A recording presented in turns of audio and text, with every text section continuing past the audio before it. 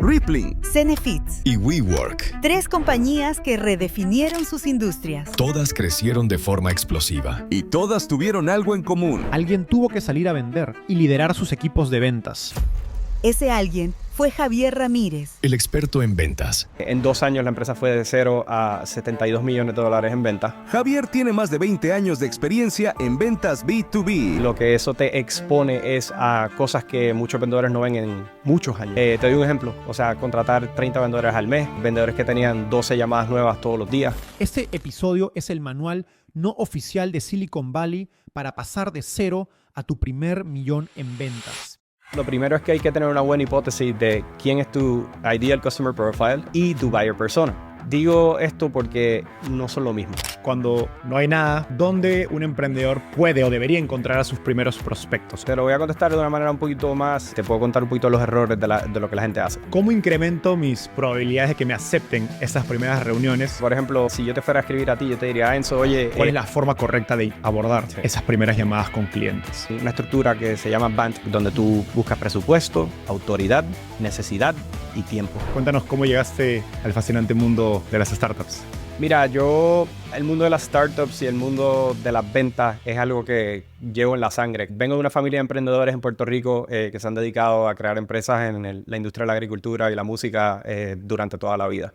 Así que lo viví en toda mi niñez. Afortunadamente tengo una mamá que fue una de las mejores vendedoras y propagandistas médicos de la farmacéutica Abbott en Puerto Rico. Siempre me influenció a mirar el mundo de ventas. Empecé mi carrera, de hecho, por el mundo de finanzas, porque quise empezar con una fundación corporativa donde entendía el punto de vista de los negocios.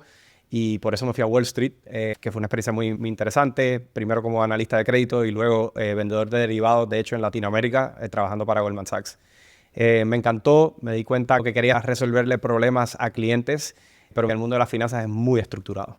Y la parte creativa de mí, que las guitarras que están en mi background no son de embuste, las toco de verdad y pues tengo ese gen musical, pues me da ese gen creativo también para poder crear procesos nuevos y hacer cosas nuevas, y entendí que ventas y ese ámbito creativo me llevaría a Silicon Valley.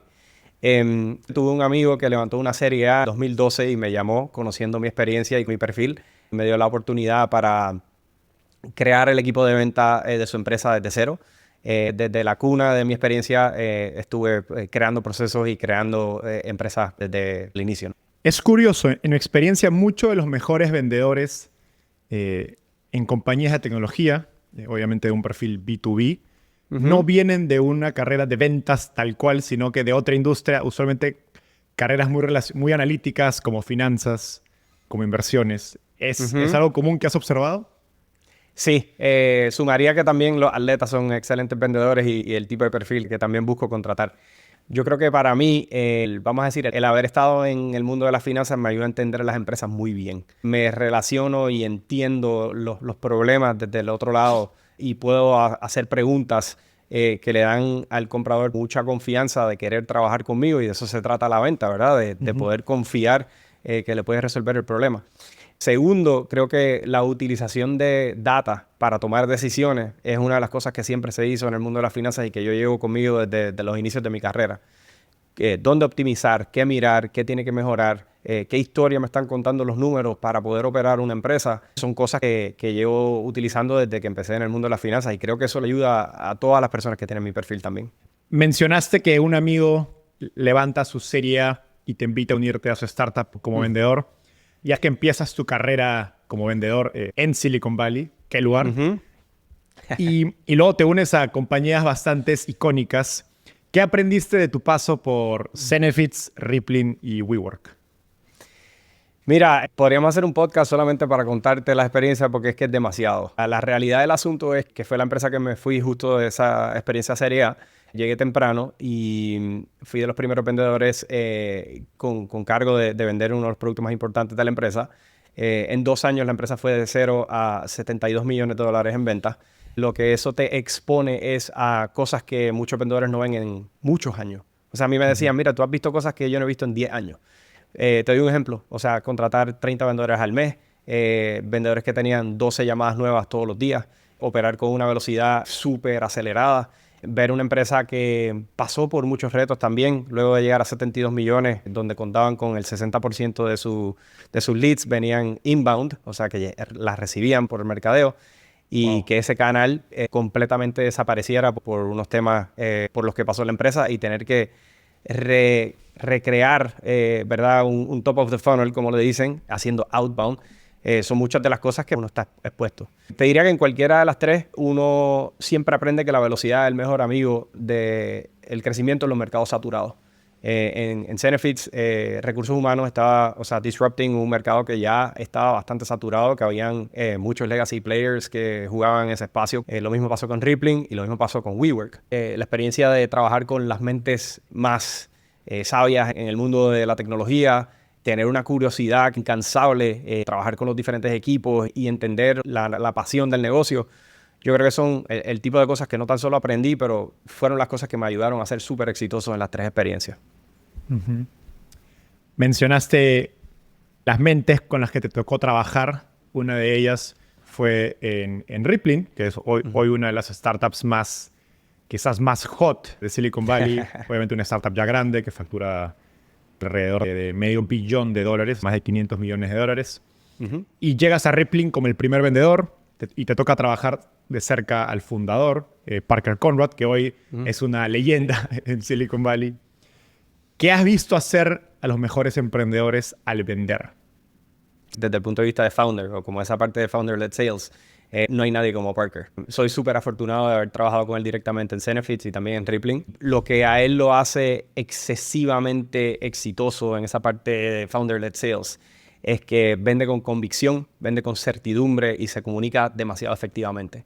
Es el tipo de persona que te cuenta la historia y al terminar de contarte la historia tú dices, yo quiero comprar lo que sea que tú crees. Obviamente Parker tiene una experiencia de su vida y su carrera donde estuvo en el teatro, escribía para el Crimson de Harvard. No sabía eso. Uh-huh. Sí, de hecho, yo siempre digo que si tú trabajas con alguien como Parker, como líder de ventas, la vida se hace mucho más fácil. Los emails de outbound que escribimos al principio en Rippling los escribía él. Y tenía una tasa de conversión como de 70%. O sea, era algo absurdo. Wow. Y el poder comunicarte efectivamente hace que pues, la experiencia de venta en una etapa temprana es bastante efectiva. Un punto que quiero hacer es la transición, ¿verdad? Cuando está vendiendo ese founder a traer el primer vendedor es donde muchas empresas fracasan. Porque se pierde esa pasión, se pierde esa convicción del founder que históricamente es la persona que pues creó esto y pues tiene tanta convicción en lo que está creando. Afortunadamente con Parker, la relación que tenía y que sigo teniendo con él era una muy cercana donde nos confiábamos mucho y teníamos la misma pasión donde pues al él pasarme la responsabilidad de yo convertirme en el primer vendedor de la empresa, tenía esa misma pasión y la oportunidad de vender el roadmap, lo que iba a ser el futuro de la empresa y que no éramos un producto estático como eran los productos que existían en el mercado. Entonces, en esa etapa, mucha gente lo que estaba haciendo es una apuesta en decir, oye, yo quiero trabajar con esta gente porque es un producto que va a evolucionar, es un producto y una visión de la cual yo quiero ser parte porque me voy a seguir beneficiando como usuario. Wow, demasiadas ideas increíbles. Estoy tomando demasiadas notas para otras preguntas que no había pensado hacer. Ahora, mencionaste el concepto de founder-led sales, que es un concepto que se habla mucho en inglés. En español, básicamente son ventas dirigidas o lideradas por los emprendedores o los fundadores de las empresas. Claro. Hoy trabajas como coach y director de ventas a tiempo parcial para varias startups, tanto de Silicon Valley como de Latinoamérica, incluyendo algunas importantes como Jeeves, Juno, Minu. Entonces me gustaría hacer la entrevista como si fuera una sesión de coaching y que a lo largo tomes en cuenta pues, las herramientas que recomiendas, diferencias entre tipos de clientes, pymes versus enterprise o corporativos, y las diferencias entre vender en Latinoamérica versus Estados Unidos, como si yo fuera el emprendedor a quien estás coachando. Con mucho gusto. Ahora, empecemos por la pregunta obvia, que es ¿por qué el fundador debe ser el primer vendedor? Nos contaste la historia de Parker y cómo era tan efectivo vendiendo. ¿Por qué hoy el emprendedor tiene que vender primero siempre? Para mí yo creo que son dos cosas. Número uno, que es la que te conté de Parker, es que el founder típicamente es la persona que tiene que ser el mejor vendedor porque es quien creó el producto, quien puede mejor comunicar la visión y definitivamente puede enseñarle a alguien lo que él está pensando y pues obviamente viene como straight from the source, como dicen, ¿no?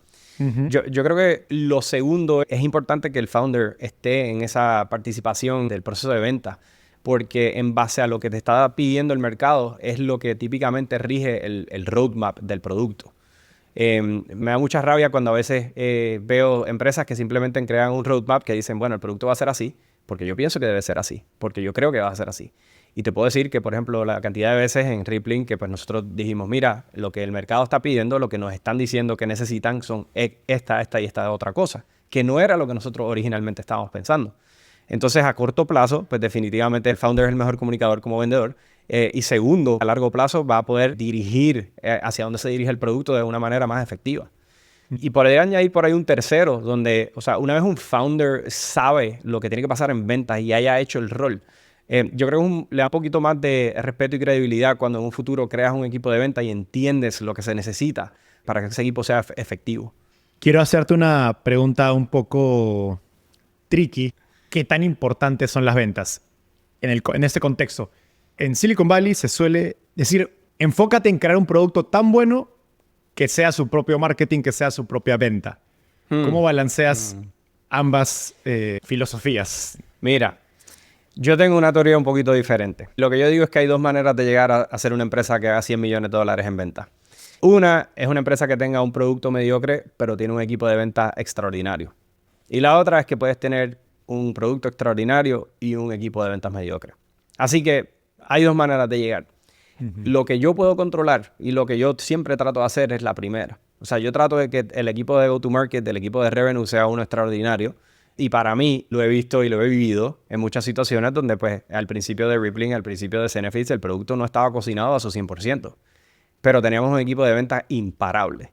O sea, tenemos un equipo de venta que se comunicaba bien, que tenía consistencia, que tenía ritmo, que tenía mucha química y que era efectivo en vender las cosas que se necesitaban hacer. Y te puedo decir que en ambas mis experiencias ha importado más tener un equipo efectivo de ventas que tener un producto 100% cocinado, porque al principio nunca están 100% cocinados. Y siempre hay bugs y siempre pasa. ¿Y crees que esto se mantiene en un mundo de inteligencia artificial donde cada vez es más rápido y barato construir software? Mira, creo que es más importante hoy en día dependiendo a quién le vendas. Porque yo creo que lo que pasa, en particular en Latinoamérica, es que no todo el mundo piensa de la inteligencia artificial como lo pensamos tú y yo y quizás los que nos están escuchando. Es decir, la venta de inteligencia artificial yo te diría que es un poquito más compleja porque hay que educar al comprador en qué es la inteligencia artificial. O sea, si tú le vendes a un pyme en Ciudad México, ellos no necesariamente están pensando en AI como estamos pensando tú y yo, ¿no? Entonces, pues, la venta se convierte en una donde hay que educar al comprador y luego, pues, obviamente entender el negocio, las necesidades y encajar cómo esa educación que le acabas de dar de AI es la correcta para ellos. Acuérdate que también no todo el mundo es un early adopter con las nuevas tecnologías. Entonces me ha pasado mucho con clientes que trabajo que tienen productos de AI que le venden a ciertos verticales hasta en Estados Unidos y dicen, no, eso es como medio nuevo. O sea, déjame pensarlo bien y avísame, pero nosotros el status quo que tenemos funciona y yo no me atrevo. Ahora sí, volvamos a la sesión de coaching y voy a partirlo en etapas como el funnel. Dale. En un inicio, cuando no hay nada, ni clientes, ni casos de éxito, ¿dónde un emprendedor puede o debería encontrar a sus primeros prospectos? ¿Cómo armar una lista de potenciales clientes? Mira, te voy a contestar de una manera más larga para que te pueda contar los errores de lo que la gente hace. Para mí, lo primero es que hay que tener una buena hipótesis de quién es tu Ideal Customer Profile o ICP y tu Buyer Persona. Digo esto porque no son lo mismo. O sea, el Ideal Customer Profile tiende a ser la compañía, o sea, la empresa, dónde está localizada, cuántos empleados tiene, dentro de qué industria opera.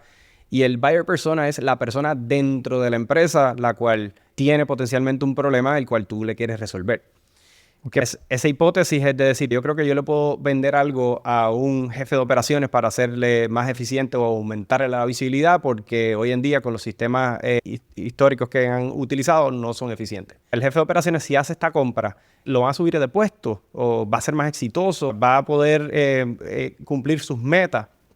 Entonces, ya con conocer eso, puedo tener una hipótesis y un plan de ataque para ver dónde esa persona pasa tiempo. Esa persona se pasa más tiempo en LinkedIn, esa persona tengo que llamarlo, esa persona tengo que enviarle un email, Para mí siempre los primeros 10 clientes vienen a través de tu network. Es un poquito más fácil buscar VCs, amigos, personas con las que has compartido profesionalmente en la vida, para contarles lo que estás haciendo y para que te den feedback. Una de las cosas que mencionaste entre líneas es que a nadie le gusta que le vendan. Entonces no quieres ser como el que está yendo a venderle a alguien, porque vas a encontrarte con resistencia. Obviamente esas 10 cuentas, idealmente si vienen a través de tu network, se te hace mucho más fácil pues ya tener la experiencia, tener la conversación, qué tipo de palabras se utilizan con este jefe de operaciones. Entonces puedes ir a la segunda parte, que para contestar tu lista, hoy en día hay herramientas como Ample Market o Apollo, que tú entras prácticamente en su base de datos, le pones quién es tu buyer persona y te da una lista de gente con su email y con su número de teléfono. Obviamente, la parte después de eso es la más importante, cómo crear los mensajes que le vas a escribir. En esa línea mencionaste que a nadie le gusta que le vendan. ¿Cómo incremento mis probabilidades de que me acepten esas primeras reuniones cuando nuevamente estoy empezando, aún no tengo un producto o probablemente tengo un borrador de un producto o una idea de un producto? Mira, te vuelvo a dar el ejemplo del feedback, porque, por ejemplo, si yo te fuera a escribir a ti, yo te diría, Enzo, oye, estoy hablando con jefes de operaciones en tu industria, me interesaría tu expertise y conocer un poco más de feedback de un proyecto que estoy desarrollando. Si me regalas 20 minutos, te lo voy a agradecer. Y eso, pues, lo que hace es que eleva a la persona, le estás diciendo, oye, tú eres el experto, yo soy el novato, dame tu feedback. Y pues obviamente cómo tú presentas el producto y de la manera que le cuentas, creo que es una donde particularmente ellos te van a compartir con mucha honestidad si es un producto que es bueno o malo. Y al final la pregunta importante es, oye, ya que me has contado todo esto, perdonando el atrevimiento, pero esto es un producto que tú crees que funcionaría dentro de tu empresa. Y por ahí empieza el proceso de venta. Esa primera llamada es casi como de market research, por decirlo así. Porque si le dices, oye, te quiero vender algo o te quiero contar esto para que lo compren en tu empresa, que es lo que mucha gente hace, ya el nivel de resistencia es un poquito más alto. Como emprendedor, tu trabajo es hacer crecer el negocio, pero terminas invirtiendo tu tiempo en organizar el caos de dirigir un equipo. Si tu equipo vive atrapado en reuniones eternas o buscando documentos perdidos, no es un problema de talento, es un problema de claridad. Por eso, Notion y su inteligencia artificial organizan todo por ti. Resume feedback de clientes en próximos pasos, convierte ideas sueltas en un pitch concreto y automatiza tareas repetitivas para que avances rápido. Menos caos interno, más crecimiento real. Y por eso nos aliamos con Notion para ofrecerte 3 meses gratis de Notion Plus más inteligencia artificial ilimitada. Usa el enlace en la descripción del episodio, aplica ahora seleccionando Startupeable y usa el código NotionXStartupeable. Nosotros mismos usamos Notion y ha desbloqueado el potencial de nuestro negocio. Pruébalo tú también. He conocido emprendedores que a lo mejor están yendo a venderle a corporativos. Entonces, en esos casos es difícil llegarle a, como decías, a esos 10 primeros clientes a través de tu red propia. Porque son compañías, pues hay poquitas, ¿no? Grandes empresas. O de repente están yendo a una industria súper nicho en salud y no necesariamente tienen experiencia en salud o una carrera en salud. ¿Cuáles son algunos de los hacks o ejemplos más creativos que has visto funcionar para conseguir esas primeras reuniones de ventas? Mira, vamos a asumir que no tienes un network o no tienes esas personas, ¿verdad? Lo que he visto que funciona muy bien es que, por ejemplo, mucha gente en LinkedIn hace una labor muy buena en crear contenido y compartir, o sea, información de la industria y poco a poco empiezan como a añadir gente dentro de, vamos a decir, la industria de salud. Creo que como más tácticamente, como tú lo llamas, como los hacks. Cuando yo añado a alguien en LinkedIn, yo no le escribo un mensaje en la invitación. ¿Por qué? Porque ellos saben que vienes a venderle algo. Entonces, es como la estrategia de tu primera cita con una novia. No vas a decirle que te quieres casar la primera vez, vas poco a poco. No revelar tus intenciones. Exacto. Entonces, después de que envías esa invitación, te aceptan, no le envíes un mensaje ahí rápidamente. Igual que la cita, no vas a ir después de la primera cita a enseñar todas tus cartas. Esperas un día y luego le envías un mensaje.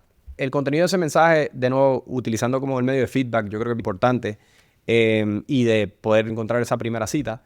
Y también lo que he visto que funciona muy, muy bien en LinkedIn para buscar diferenciación es o los mensajes de voz o los videos. Por ejemplo... Interesante. Tú como en tu rol probablemente recibes 10, 20 mensajes al día. Imagínate este tipo de personas que le estén vendiendo a alguien de la industria de salud o de cualquier empresa o corporativo grande en Ciudad de México. Le está escribiendo todo el mundo, o sea, para venderle algo. Entonces, buscar esa diferenciación, yo creo que por medio de video, obviamente hay una manera correcta de hacerla, es donde recibes la respuesta y la gente dice, oye, este personaje le dedicó tiempo a esto y le doy el respeto para hablar con él. Dedicarle tiempo, creo que es importante que tu mensaje tenga sustancia y valor también. Si le vas a vender algo y no te conocen, haz tu labor de conocer a la persona, buscar lo que sea para poder tener una entrada, ¿no? Y obviamente estamos hablando mucho de LinkedIn, que como les dije, pues no necesariamente todo el mundo se pasa el tiempo en LinkedIn. Si vas a hacerlo por email, el proceso de escribir un email es más una ciencia que una arte, en mi opinión. Okay. Entonces, la manera que pienso cómo la gente lee los emails es como un embudo, ¿verdad? Leen el sujeto del email, si les interesa, leen la primera oración, si les interesa, leen la segunda oración, si les interesa, leen la última, que típicamente es como tu call to action, ¿no? Decirle, oye, me interesaría hablar más. Dedíquenle tiempo a esto. El sujeto no puede delatar que vienes a vender tampoco. No puedes decir, maximizando la eficiencia de Liverpool en México. Y te cuento algo súper divertido, que el sujeto más exitoso que nosotros teníamos en Zenefits era H-E-Y, como de hola. Hola. Porque, y en español lo he logrado usar con muchos clientes. Parece que viene de una persona que conoce y pues se siente como que un poquito más personal, porque al final del día pues somos humanos y estamos tratando de tener una conversación y no hay que sobreestructurar la situación. Y lo que hace mucha gente también es que hace un mensaje en LinkedIn, uno por email, uno en LinkedIn, uno por email y tratas de optimizar a qué hora los envías y cuándo los envías para conseguir esas respuestas.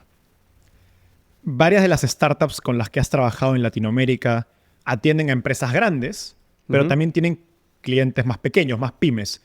Para Correcto. esos, ¿ves que LinkedIn funciona bien como herramienta para llegar a esos primeros clientes? Muy buena pregunta. No necesariamente. He visto que las llamadas en frío tienden a ser un poquito más exitosas en mercados, pues, obviamente más tradicionales y dependiendo de verdad del tamaño de la empresa. Lo que hay que ser bastante estratégico en eso es en la parte de cuándo los llamas. Sea, decir que tú le vendes a un restaurante. No los llames al mediodía. Al mediodía, o sea, es literal. Entonces, tienes que ser estratégico de cómo ejecutar la estrategia de tu llamada en frío, porque hay mucha gente que dice que cold calling se murió y ese tipo de cosas, y yo estoy súper en desacuerdo. El cold calling es una de las maneras más efectivas y más rápidas de que tú puedes acelerar un proceso de venta y contactar con la persona. ¿Qué dices?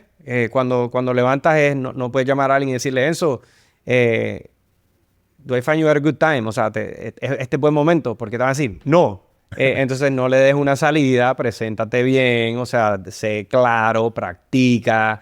Y pues obviamente empresas como las que mencionaste tienen muchos esfuerzos de llamadas en frío que son mucho más exitosas que, por ejemplo, LinkedIn, porque una pyme en Ciudad de México típicamente no está en LinkedIn durante el día. ¿Y cómo consigo esos números telefónicos? Mira, buena pregunta. Ample Market y Apollo ambas son bastante útiles, te diría, en los mercados locales, donde te dan los números. He visto otra gente comprar listas. El problema es la calidad de la data o qué tan actualizada está la data. Pero generalmente yo uso esos dos softwares que te dicen datos bastante reales. Mencionaste los emails como otro canal. ¿Qué hay de WhatsApp? En mi experiencia, los emails en Latinoamérica al menos tienen menor ratio de apertura que en Estados Unidos. El email no es una herramienta de trabajo tan vital como lo es en Estados Unidos y siento que WhatsApp es ese canal. Sí. Estoy de acuerdo contigo. En general lo que he visto es que en los corporativos emails funciona más, en los pymes quizás el WhatsApp es un poquito más efectivo. Okay. En corporativo, típicamente ya una vez hayas conectado, de hecho esto es una estrategia que usan muchos de mis clientes, como los que mencionaste, que luego la primera llamada le piden el WhatsApp. Vamos a comunicarnos por ahí en adelante. Como es un método de comunicación que se utiliza tanto, pues ya hayas hecho la primera llamada. Trata de mantener la relación por ahí porque la respuesta es casi inmediata. Entonces, en vez de esperar un email y ese tipo de cosas, pues es más efectivo por WhatsApp. Lo he visto funcionar en empresas que no son como Liverpool o las que he mencionado, de inicio.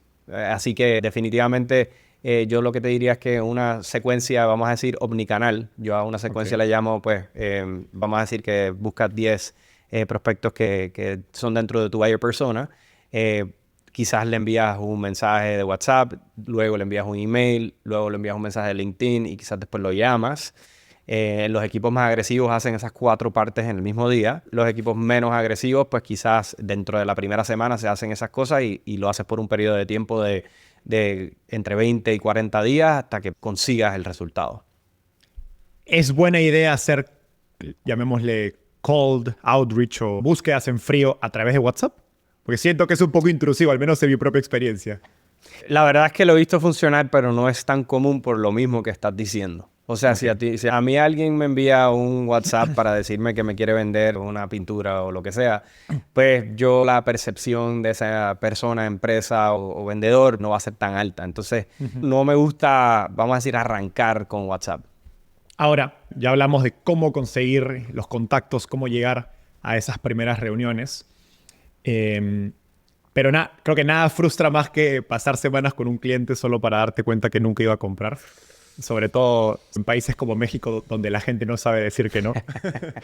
Entonces, me pregunto si hay señales claves que te dicen desde la primera llamada si vale la pena seguir o no. ¿Cuál es la forma correcta de abordar esas primeras llamadas con clientes? Sí. Te acompaño mucho en el pensamiento. A mí me gusta decir que en Latinoamérica en general la gente es muy buena gente. O sea, nadie te dice que no. Hay 2 cosas que han funcionado muy exitosamente, dada la cultura y la manera de vender. Yo creo que el número 1 es tener una estructura de cualificación para la primera llamada. En la primera llamada es donde prácticamente pasan al próximo paso, donde se crea o no se crea la venta. Tener unas preguntas estructuradas antes de llegar a la primera llamada con esa preparación que tanto hablamos, creo que es bien importante. Hay una estructura que se llama BANT en inglés, en español le dicen PANT, o sea, donde tú buscas presupuesto, autoridad, necesidad y tiempo. Entonces, no es que te voy a preguntar, Enzo, ¿cuál es tu presupuesto? ¿Verdad? Pero pues cuando tú hablas de tu producto y le cuentas de precio, una pregunta que puedes hacer es, oye, en base al presupuesto, ¿cómo lo ves? ¿Verdad? Para como tener una señal de entender, oye, lo veo muy caro, lo veo muy barato, entonces pues ya también eso es un indicador bastante real de qué está pasando. La autoridad es la parte de pues entender si estás hablando con la persona correcta.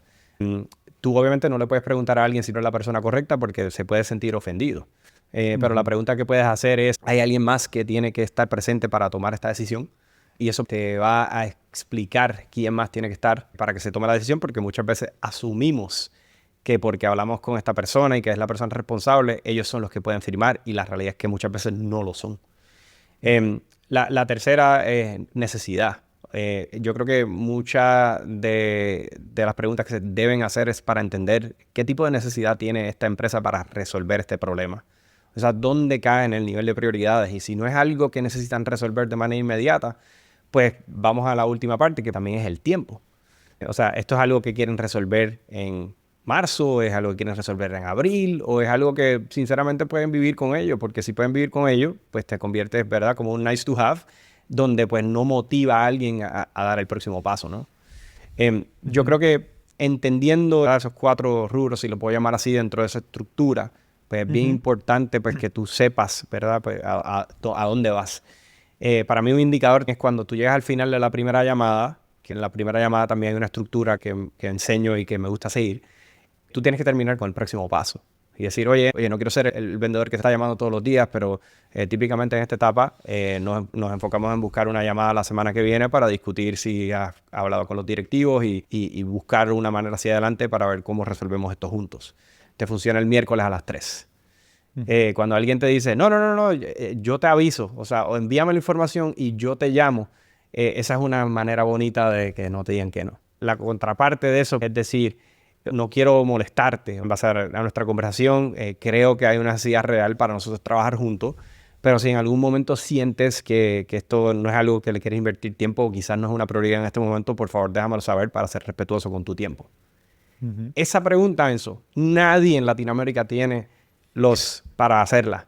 Y el que la hace tiene un pipeline mucho más realizado y tiene un pipeline mucho más verdadero. Efectivo. Claro, porque el problema es que cuando asumimos, ¿verdad?, que la gente está emocionada porque se rieron en la primera llamada o porque echaron 2 chistes, que va a cerrar la llamada, y ese no es el caso. Entonces, el secreto está en las preguntas que haces y las que no haces. Obviamente, pues ahí sabes dónde estás parado y dónde no estás parado. pero es un problema demasiado común que te diría que está en el 90% de las empresas en las que entro. En cambio, el cliente americano con su cara y lenguaje Sí. corporal te va a dejar muy claro que no está interesado. Fíjate, sí tienes más razón, es más común, pero hay mucha gente que es respetuosa también. Te diría que cambia, depende de los estados. Nueva York son más directos versus que quizás en Florida, por ejemplo, versus en San Francisco. Me mencionaste nos explicaste la estructura PANT. Ujú. ¿Esa estructura debe aplicarse también en la primera llamada, siendo súper específico? El propósito de la primera llamada es entender necesidades. Y dentro de esa cualificación es que se utiliza esa estructura para entender presupuesto, autoridad, necesidad y tiempo. Muchas veces hay llamadas que mueren en la primera llamada.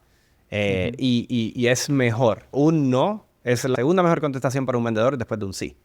Me hace la vida más fácil porque me permite enfocarme en lo que son verdaderas oportunidades. O sea, un quizás a mí no me funciona. Entonces, ¿recomiendas a emprendedores que están empezando a buscar sus primeros clientes utilizar Sí. esa estructura? Sí. De nuevo, lo mejor que puedo decir es, obviamente, no sean tan obvios. O sea, ¿y cuál es tu presupuesto? ¿Tú eres la persona correcta? ¿Tienes necesidad? ¿Y cuándo es tu tiempo? No es la manera de hacerlo. De hecho, te lo sumo como bono. En una primera llamada, para mí hay 7 pasos. Está la introducción, está la agenda. La agenda te ayuda a tener específicamente una manera de cómo tener el proceso.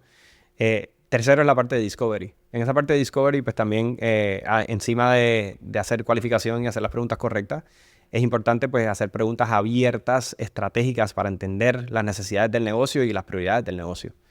Luego de ahí se hace el pitch. Qué bueno que me has contado este tipo de cosas. Exactamente por eso fue que creamos Cuota o el nombre de la empresa. Luego se habla del demo del producto, se habla de precio y se termina con próximos pasos. Lo que pasa es que podemos estar el podcast completo hablando de la estructura porque tiene una ciencia detrás de eso. Al tú decir la agenda y decir que vas a terminar con próximos pasos, ya estás sembrando una semilla de que vamos a continuar la conversación. Sembraste la semilla cuando dijiste la agenda que vas a hablar de precio, le calmas los nervios a la gente porque a veces cuando estás a mitad de demo te dicen ¿cuánto vale esto? Y quizás no has terminado de crear valor, ¿no? Entonces, esa estructura es muy, muy útil y te puedo admitir que en las empresas que la utilizan aumentan sus tasas de cierre sustancialmente tan pronto lo empiezan a implementar.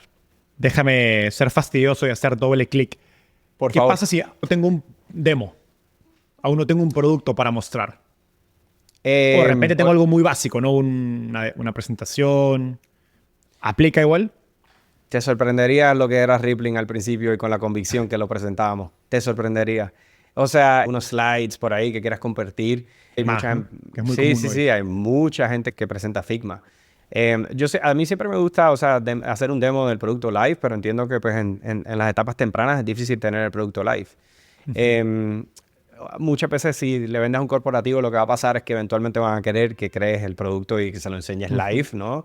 Pero yo creo que la confianza con la cual uno demuestra lo que es el producto y lo que se está desarrollando con la historia y con las preguntas que se hacen como conjunto de parte de la primera llamada te da mucha credibilidad. Lo difícil es ponerte nervioso, meterte en la cabeza que porque no tienes un producto no vas a poder hacer la venta. Es tener la convicción de decir, mira, esto es lo que es el producto y queremos que tengas, ¿verdad?, a primera vista este tipo de cosas y generalmente funciona bastante bien. Está esta idea de vender antes de construir o vende antes de la primera línea de código. Sí. ¿Qué prefieres entre voy a una reunión sin nada o una primera reunión sin nada o una primera reunión con un Figma aunque esté muy alejado de lo que quiero hacer pero como una excusa para mostrar algo y llevar la conversación?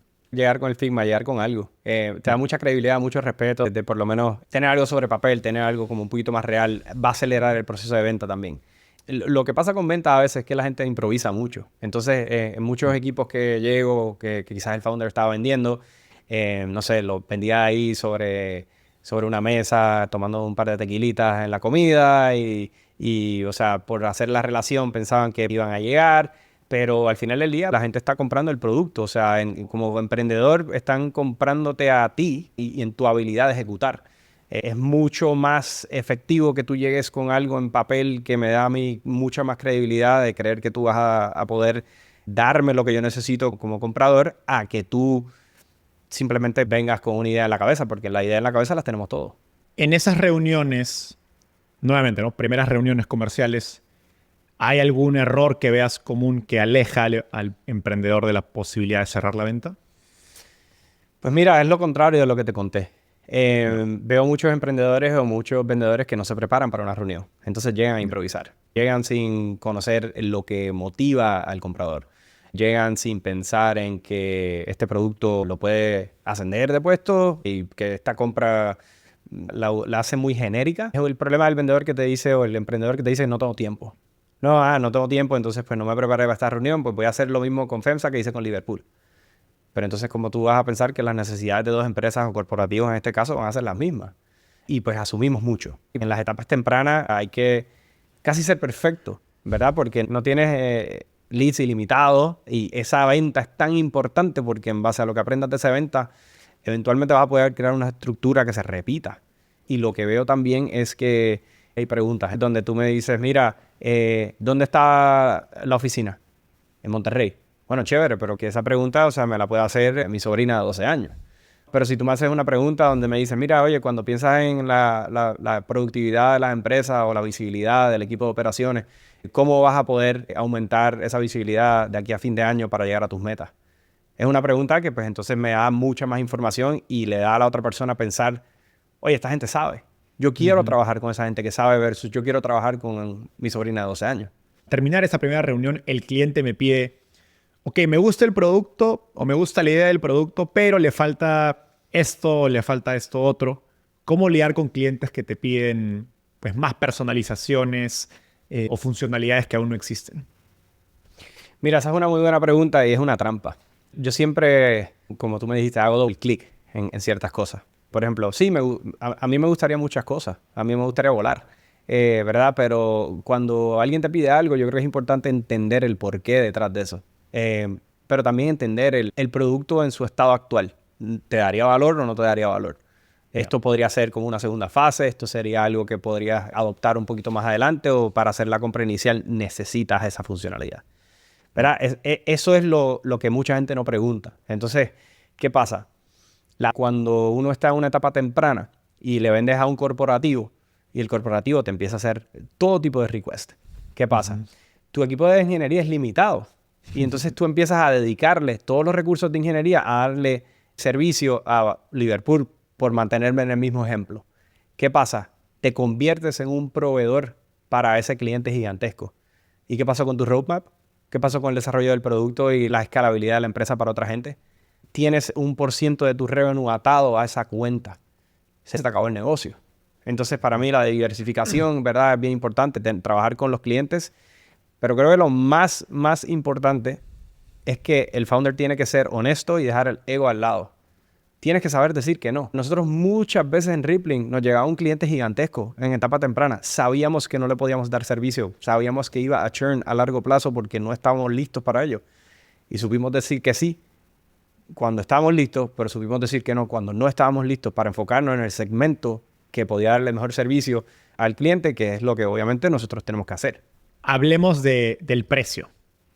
Ya. Cobrar barato parece una forma segura de cerrar ventas rápido, pero muchas startups y empresas terminan atrapadas en clientes que pagan poco y exigen mucho. ¿Cuál es la mejor estrategia para definir precios al inicio? ¿Es mejor empezar bajo para cerrar rápido o cobrar más desde un inicio? Nunca es una buena estrategia empezar bajo porque es más difícil subirlo. Siempre es mejor empezar alto y bajarlo que la contraria. Obviamente, no te digo que te exageres. O sea, hay muchas empresas que hacen un proceso de benchmarking que, por ejemplo, dicen, bueno, estoy en Ciudad de México, estoy vendiendo una herramienta de recursos humanos. Bueno, pues déjame hacer un poquito de investigación para ver que todo el mundo cobra $10 por empleado por mes. Pues me tengo que mantener por ahí. No voy a ir a cobrar 25 porque pues, no, el mercado no lo aguanta, el mercado no lo soporta. Oye, pues empiezo en 12 y hablo de la capacidad que tengo de inteligencia artificial, definitivamente. Así que, en resumidas cuentas, creo que el benchmarking de mercado siempre es algo que nosotros como tratamos de entender y estar bastante firme en eso. Creo que el riesgo y la obsesión en eso viene de la parte donde mucha gente se desespera por adquirir el cliente. Dicen, no, olvídate, tenemos ahí un par de lanitas, tú sabes, de los fondos. Entonces, pues, Aunque los primeros par de deals económicamente no van a ser los más rentables, los cierro. Sí, es verdad, pero tampoco tienes que exagerarte en decir, pues mira, voy a vender el producto y irme en rojo porque voy a tener que satisfacer tantas requests, ¿verdad? De esos clientes. Entonces, ahí donde me mantengo firme es en tener el precio que es. Si vas a hacer una estructura para crear urgencia, muchas empresas lo que hacen es que ponen, por ejemplo, como un costo de implementación. El producto tiene un costo de $12 por empleado por mes y son $5,000 por costo de implementación, que es una vez. Ahora, para no afectar los márgenes, puedes ahí hacer discounting. Si empiezas antes de que se acabe el mes, puedo descontar el costo de implementación por un 50%. Pero tienes que firmar antes de que se acabe el mes. Proteges el costo de empleado por mes y pues proteges los márgenes. Lo pregunto en el contexto de que en esas primeras llamadas, obviamente el emprendedor viene con una posición de negociación más débil porque está empezando, aún no tiene clientes, aún no tiene validación. Entonces, pues uno, por lo tanto, tiende a querer ser más flexible con esos términos de los primeros contratos de ventas. Tu recomendación es, sé flexible, utiliza la implementación para tener flexibilidad. La parte recurrente del negocio no tengas tanta flexibilidad. Sería mi ángulo. Lo que te digo con toda la sinceridad es que tienes que tener algún tipo de confianza entrando en esas reuniones porque lo que tiende a pasar, en particular en la dinámica de venderle a un corporativo, cuando tú eres la empresa chiquita, es como el cuento de David con Goliath, ¿right? No tienes mucho leverage en esa negociación y pues se aprovechan. Los mejores vendedores como founders que he visto, no les importa eso. O sea, es decir, mira, tú eres grande, pero yo te estoy resolviendo un problema. Tú importas para mí, pero a través del proceso de venta no te puedes dejar que ellos se aprovechen de la situación porque lo van a hacer. Y el tema para saber, cuando tú le vendes a un corporativo, típicamente hay un equipo de compra. Y el equipo de compras lo que está haciendo es negociando. Son negociadores profesionales y es lo que hacen todos los días. Todo el día. Entonces, no te dejes. Tienes que, obviamente, mira, el valor está ahí, el producto está ahí. Tú no tienes un equipo de innovación que puede crear lo que yo estoy creando y pues tampoco ser tan arrogante, pero mantener una posición firme con lo que se está ofreciendo. Porque si estás resolviendo un problema suficientemente grande, lo vale. Antes de continuar el episodio, quiero pedirte un pequeño favor. Solo el 21% de las personas que escuchan Startupeable están suscritas a este canal. Si tú no lo estás, por favor, ayúdame dándole clic en suscribirte. Con solo un clic nos ayudas a crecer mucho más de lo que te imaginas. A cambio, yo me comprometo a seguir mejorando la calidad de las entrevistas y seguir trayendo cada vez mejores invitados, como los líderes detrás de Mercado Libre, Nubank, Duolingo, Tienda Nube, Pedidos Ya y más empresas de tecnología exitosas de Latinoamérica y el mundo. Gracias y ahora sí, volvemos al episodio. Mencionaste a los equipos o a las empresas corporativas y las ventas B2B pueden tardar meses a medida que el cliente es más grande, especialmente en corporativos. Y sin validación, pues tiende a ser un poquito más lento, sobre todo al inicio de esas primeras ventas. Es difícil para un emprendedor decir mi ciclo de ventas de tantos meses porque aún estás explorando. Claro. ¿Cómo cerrar ventas a empresas cuando pues aún no tienes credibilidad, ¿no? ¿Qué herramientas has visto más útiles para superar esa barrera? Tienes razón. La venta corporativa es complicada, hay muchas personas involucradas. Para mí, la preparación y profesionalismo de que tanto hemos hablado sigue siendo el punto estratégico más importante para alguien querer hacer negocio contigo. Muchas cosas que he visto emprendedores en etapas tempranas hacer también es recomendar cómo debería ser el proceso de compra. Te doy un ejemplo. Un consultor. Correcto. Es importante saber que cuando tú le vendes tu empresa, o sea, en el caso nuestro, mi empresa se llama Cuota, yo tengo que enseñarle al comprador a cómo comprar Cuota. Entonces, en vez de esperar que ellos me digan, muchas veces hay emprendedores que hacen un mapa, ¿verdad? Dicen, pues mira, este es el plan de acción. Yo tengo que pasar primero por operaciones, luego compras, luego seguridad, luego legal.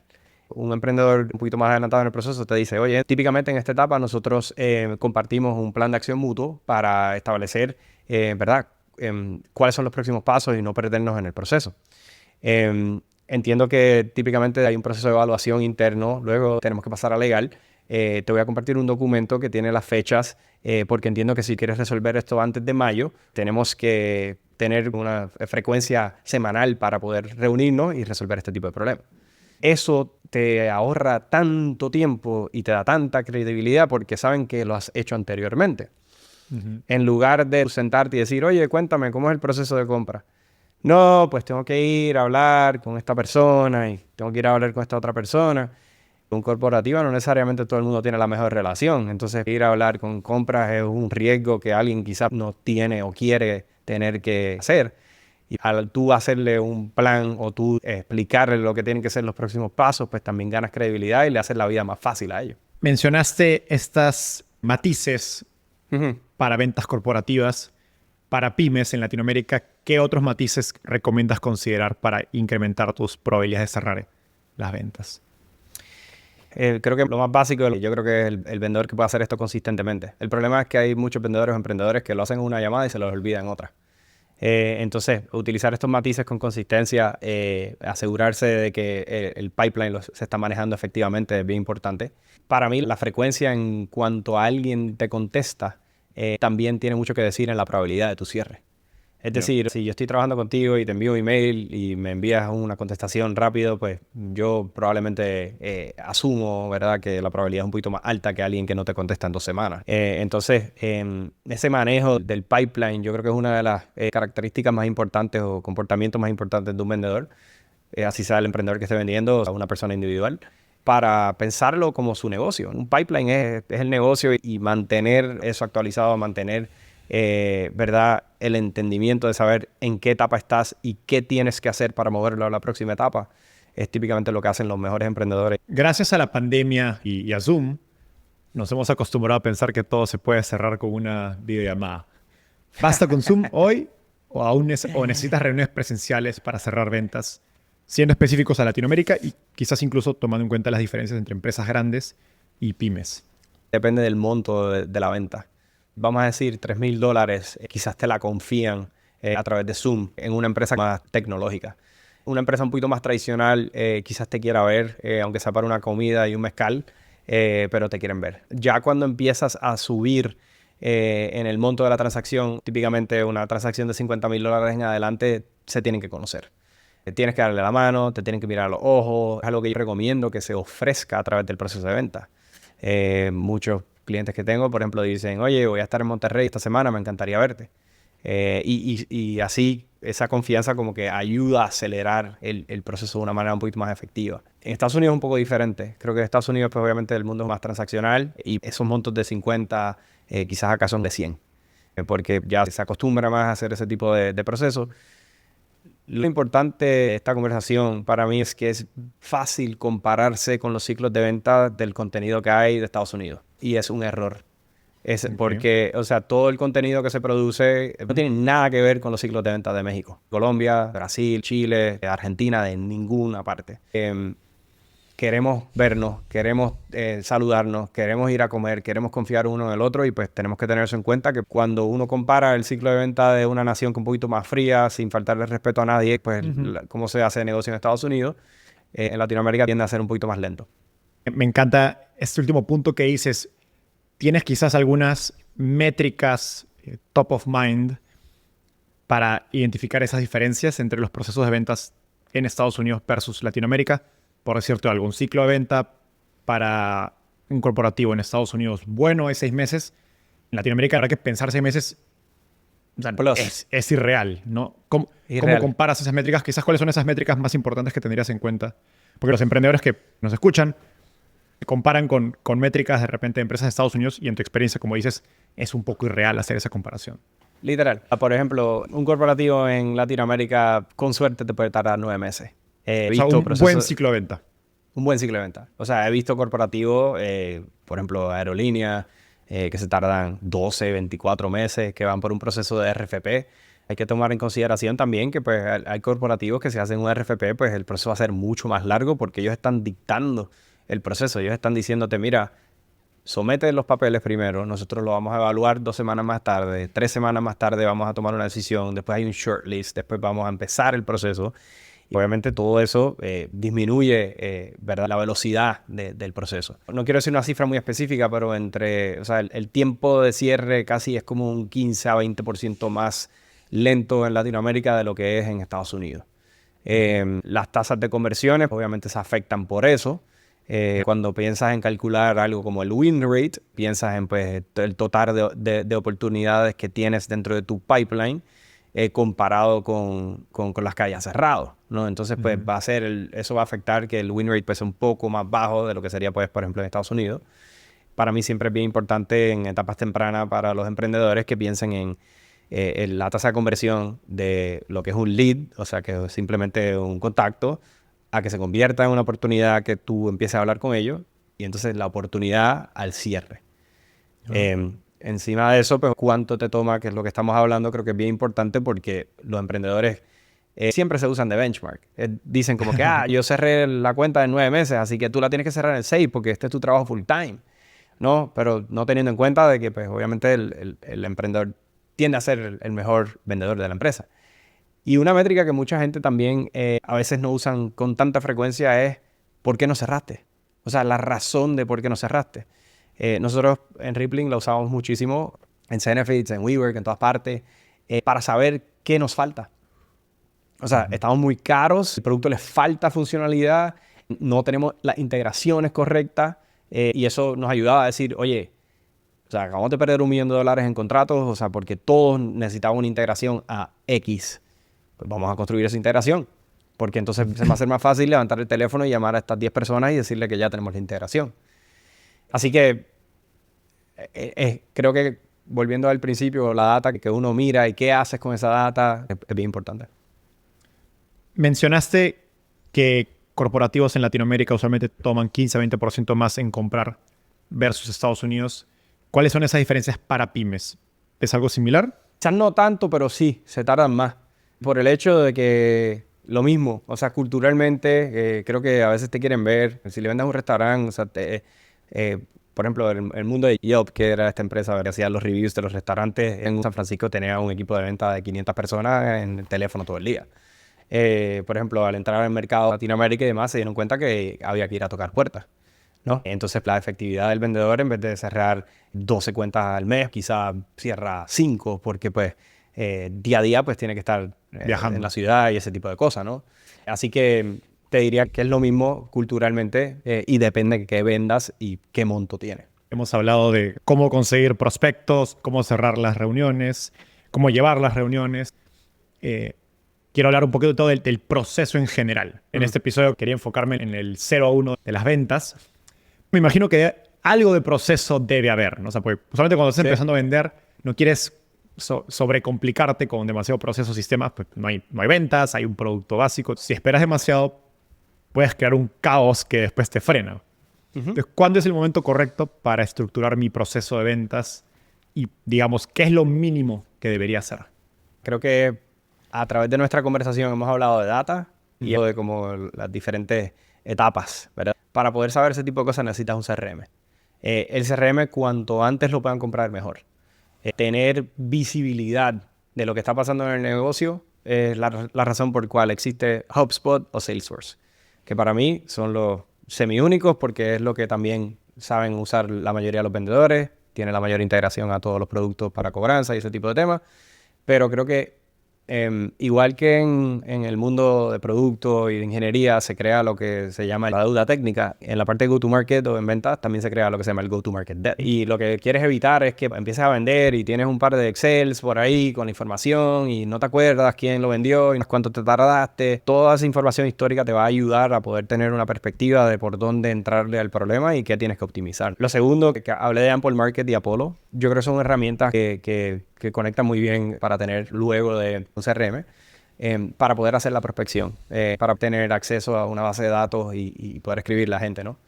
Y por ahí, o sea, un tercero es algo que te ayuda a grabar las llamadas para poder escuchar y mejorar en las cosas que están pasando. Está Gong, por ejemplo. Gong es el más caro. En Latinoamérica hay uno que se llama Dio, está basado en Chile, que es excelente. ¿Cómo se escribe? D-I-I-O. Ok. Y lo recomiendo, funciona muy bien en español, pero creo que la gente no piensa de ventas como un deporte, pero ventas es un deporte. Entonces, como los atletas que revisan, o sea, qué pasó en el partido, yo creo que ese te ayuda a mejorar y que cada vez que vayas al turno al bate, pues lo puedes hacer de una mejor manera, pero pues obviamente estudiando los históricos de lo que no hiciste. Y obviamente si entramos más en detalle en un CRM, pues también se tienen que crear las diferencias entre un lead versus una oportunidad. Y dentro de cada uno hay las diferentes etapas del pipeline, que es importante saber cuándo entras a esta etapa y cuándo sales de esta etapa, ¿verdad? Y eso típicamente tiene como un criterio. Por ejemplo, terminaste la primera llamada, pero no cualificaste o se te olvidó generar el próximo paso, pues en verdad no avanzaste. Te quedaste en la primera etapa, entonces pues tienes que hacer ese labor para poder avanzar. Pero eso sería lo más básico, en mi opinión. Has mencionado múltiples veces Apollo y Ample Market, que son herramientas para alimentar tus bases de datos de clientes, saber más acerca de esos clientes. Me pregunto si hay alguna base de datos que has encontrado útil específica en Latinoamérica. Mira, las hay. Son criollas, como me gusta decir. Hace algún tipo de scraping y las tienen. Ninguna que yo conozca, o sea, como que muy efectivamente. Te digo, o sea, Ample Market y Apollo creo que va un poquito más allá. Ample Market en particular tiene una funcionalidad de inteligencia artificial que en base a tu buyer persona te escribe el mensaje. De hecho, tienen un plugin a LinkedIn que te lee el perfil de la persona y en base al perfil de la persona y los posts te dicen lo que le debes escribir. Pero base de datos como tal, como te dije, hay gente que hace scraping, no tengo ninguna en particular que te pueda mencionar. Me imagino que son muy específicas por industria también. Sí, correcto. Mencionaste la herramienta de inteligencia artificial de Ample Market. Y obviamente no podemos no hablar de inteligencia artificial en un episodio de Startupiable. Claro. ¿Qué otras herramientas o digamos, métodos únicos, diferentes, creativos estás viendo a vendedores aplicar hoy para vender con inteligencia artificial? Mira, yo creo que hoy en día es mucho más fácil prepararse para una llamada, por ejemplo. Con GPT hay personas que dicen, bueno, me voy a reunir con eso, cuéntame de sus últimos 4 episodios, dime en qué él se enfoca y si hay algún video de YouTube, resúmelo. Creo que me pasa mucho con emprendedores. Pues hoy en día, como hay tanto emprendedor que crea contenido, usar GPT pues, se convierte como una herramienta para hacer ese pre-call research. No me gusta sobrecomplicar. Hay gente que usa Clay. Lo que pasa con Clay es que hay que dedicarle tiempo. Y pues en ese aspecto pues prefiero un poquito más una herramienta como Ample Market que es más fácil usar. Obviamente cualquier herramienta que te permita ser más efectivo, tener acceso a más información y prepararte mejor para la llamada siempre va a ser una herramienta que te va a subir la tasa de cierre. En los últimos años han salido varias compañías haciendo vendedores de inteligencia artificial. Está famosamente 11X o 11X. Sí. Artisan, muy conocida, que han levantado decenas de millones de dólares. ¿Cómo ves estas herramientas en la caja de herramientas de un equipo de ventas, de un emprendedor, de una startup? Mira, me río porque hace 2 años creé ese producto con un amigo y después desistimos de la idea cuando nos dimos cuenta lo agresivo que estaba el mercado. Mira, para mí en esta etapa no funcionan. Te voy a decir por qué. Y te lo digo primera mano. Con etapas, para dejarlo claro, digamos del 0 a 1. Estamos empezando a vender el producto. Yo creo que es la etapa que menos puedes automatizar ahora mismo. Como dicen en White, tienes que hacer cosas que no escalen para entender el mercado, para entender el buyer persona, para poder tener esas conversaciones de primera mano. En particular en Latinoamérica, si te llama un robot, probablemente no lo vayas a aceptar tanto como si te llama el CEO de una empresa. El poder del CEO de una empresa es algo que te da mucha credibilidad para conseguir una reunión. Digo, hay gente que, por ejemplo, con Artisan o con 11X crean un inbox que parece ser que viene del CEO, pero es el AI. Pero lo que pasa es que el trabajo que tienes que hacer para educar qué tipo de script va a decir, educar qué tipo de preguntas va a hacer, educar qué tipo de estrategia o cómo va a pitchar el producto, es algo que de 0 a 1 tú no lo tienes definido por el 100%. Exacto. Entonces, ¿por qué vas a tratar de automatizar algo que tú todavía no puedes replicar?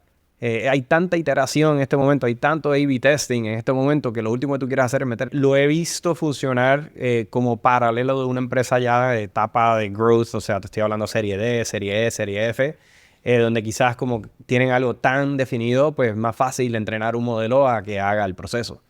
Pero cuando tú estás en 0 a 1, o sea, el proceso es una convicción humana que tú tienes que pues, escucharlo del mercado de primera mano para decidir qué es lo que vas a replicar. Ya para ir cerrando, ¿hay algo que no hemos conversado acerca de ventas B2B en Latinoamérica que crees que valdría la pena discutir? Creo que uno de los errores que veo muchas empresas, hablando del tema de como founder-led sales, a esa transición a ventas, es ¿quién es tu primer vendedor? Obviamente lo digo con mucha confianza porque pues, fui el primer vendedor de una empresa que, como tú bien dijiste, hizo $500 million. Y ese perfil es bien difícil de contratar porque es casi como un founder. Es una persona que le tiene que importar más crear, o sea, build, como bien lo dicen. El error que veo muchos emprendedores cometer es que dicen, bueno, me voy a traer el VP de Salesforce, que lleva 20 años trabajando allí para ser mi primer sales hire para vender esta empresa. Y se dan cuenta que fracasan porque una persona que viene de una empresa tan grande está acostumbrada a una estructura donde le hacen casi todo. Y el músculo que tienen que ejercer es uno de figure things out. De startup. Entonces, ese perfil, creo que entrevistar ese perfil y buscar una persona que realmente pueda entender, ¿verdad?, cómo resolver algo, no es necesariamente contratar a un vendedor que está acostumbrado a llamada a cierre, porque tienes que crear el proceso y ese context switching es bien difícil. Entonces, creo que en esa contratación, en particular en Latinoamérica, es donde veo la mayor cantidad de errores. Y el segundo error es el entrenamiento de los vendedores, que es algo que estoy tratando de resolver. Me encanta esto que dices, porque en Latinoamérica la industria de ventas B2B de productos de tecnología es bastante nueva, ¿no? Aún, Sí. Digamos, hay pocas compañías de SaaS en escala y Sí. si hay pocas compañías, hay poco talento que ha tenido la experiencia de vender o empezar esos procesos que acabas de decir. En cambio, hay mucha gente que ha vendido, como decías, productos para grandes empresas, para un Salesforce, para un Oracle, para un Google, para un Amazon, que tienen una cantidad de recursos totalmente diferente a lo que tiene una startup, ¿no? ¿Dónde has visto a emprendedores o startups en Latinoamérica encontrar ese perfil de primer vendedor? Creo que lo que estás diciendo es que en Silicon Valley, por ejemplo, pues es más fácil porque pues hay gente que ya ha visto lo que tiene que pasar. Exacto. Típicamente, roles, personas introvertidas que entienden data y que pueden comunicarse efectivamente, que no necesariamente vienen del área de ventas, son personas que he visto que han tenido éxito. Con roles, o sea, backgrounds súper diferentes, pero que tienen mucha hambre y que estén dispuestos a aprender. Esas dos cosas, si uno puede entrevistar para entender y encontrar una persona que tenga ese tipo de perfil, se puede aprender. O sea, el resto de las cosas se puede aprender. Pero no es fácil encontrarlo, pero creo que diversos roles más buscaría por las capacidades intelectuales de la persona, de lo que quieran aprender y de las ganas que tengan. Y eso se puede descubrir a través de un proceso de entrevista. Espectacular. Y de hecho, incluso yo estando en un fondo de San Francisco, uno de los grandes temas en los que tratamos de apoyar a las compañías de nuestro portafolio es a contratar a ese primer líder de ventas. Y es muy común ver que el primero no funciona, el segundo no funciona, ya el tercero le das, ¿no? Y estando en una ciudad donde hay mucha gente con esa experiencia, incluso que es difícil, porque es un perfil muy particular. Claro.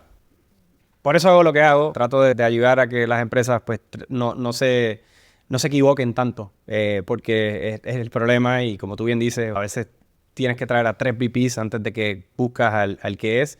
Y pues afortunadamente he logrado hacerlo desde un punto de vista fractional, o sea, externo, donde pues trabajo con las empresas, las enderezo, las pongo un camino correcto y los ayudo a traer a la persona.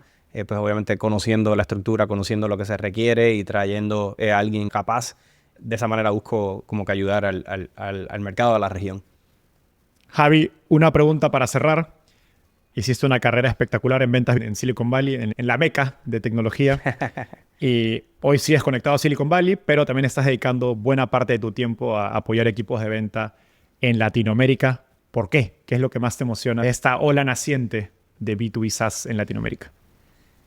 Pero eso son mis raíces. Ahí vengo, vender en Latinoamérica, trabajar en Latinoamérica, la pasión que tengo por de donde vengo es mayor. Apuesto mucho al futuro, estoy súper optimista en lo que puede pasar.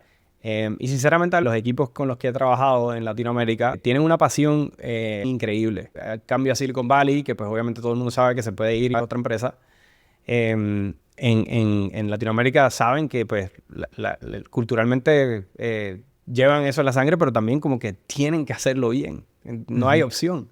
Esa pasión, no hay otro mercado que me disfrute más de poder trabajar en, así que lo seguiré haciendo y por ahí tengo un par de proyectos que espero poder seguir educando al mercado. Disfruto demasiado del trabajo en Latinoamérica y lo seguiré haciendo y seguiré estando presente. Gracias, Javi, por este tiempo. Espero a la audiencia que les haya gustado. Con Javi, antes de empezar a grabar, dijimos que el objetivo es que este episodio se convierta en la Biblia de ventas iniciales de una startup, así que nos comentan si les parece que estuvo a ese nivel o no. Que sí, espero que sí. Gracias por invitarme, eso ha sido increíble. Gracias por acompañarnos hasta el final del episodio. A diferencia de un inversionista, no te cobramos por nuestra sabiduría, pero para poder seguir creciendo necesitamos de tu ayuda. Así que comparte este episodio con tus amigos emprendedores. Y si quieres recibir el resumen con lo mejor de todas nuestras entrevistas, no dejes de suscribirte a nuestra newsletter dándole clic aquí. Nos vemos en el próximo episodio.